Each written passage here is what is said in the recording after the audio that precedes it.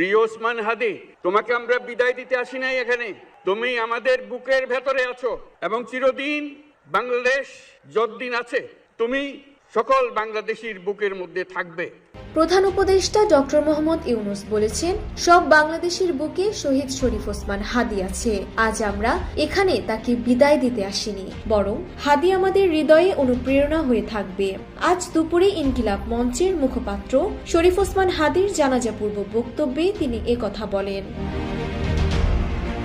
প্রধান উপদেষ্টা আরো বলেন, হাদির কাছে আমরা ওয়াদা করতে এসেছি। হাদি যা বলে গেছে তা যেন আমরা পূরণ করতে পারি, সে ওয়াদা করার জন্য আমরা একত্র হয়েছি।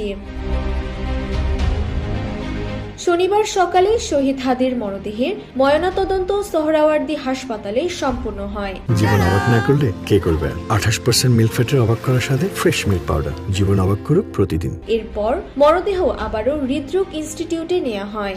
সেখানে গোসল ও আনুষঙ্গিক প্রক্রিয়া শেষে সহযোদ্ধা ও সমর্থকদের অংশগ্রহণে এক বিশাল শোক মিছিল সহ মরদেহ জাতীয় সংসদ ভবনের দক্ষিণ প্লাজায় নিয়ে আসা হয়। সকাল থেকেই সংসদ ভবন সংলগ্ন মানিক মিয়া অ্যাভিনিউ এলাকায় মানুষের ঢল নামতে শুরু করে। বেলা 1টার দিকে ফার্মগেট, বিজয় সরণি ও আসাদ গেট সহ আশেপাশের এলাকায় মানুষ জড়ো হয়। এ সময় উপস্থিত জনতাকে আমরা সবাই হাদি হব, যুগে যুগে লড়ে যাব এবং হাদি ভাইয়ের রক্ত বৃথা যেতে দেব না, এমন আবেগঘন স্লোগান দিতে দেখা যায়। ইনকিলাব মঞ্চের পক্ষ থেকে জানানো হয়েছে, পরিবারের পক্ষ থেকে শহীদ ওসমান হাদিকে জাতীয় বীর হিসেবে সম্মান জানানোর দাবি তোলা হয়েছিল।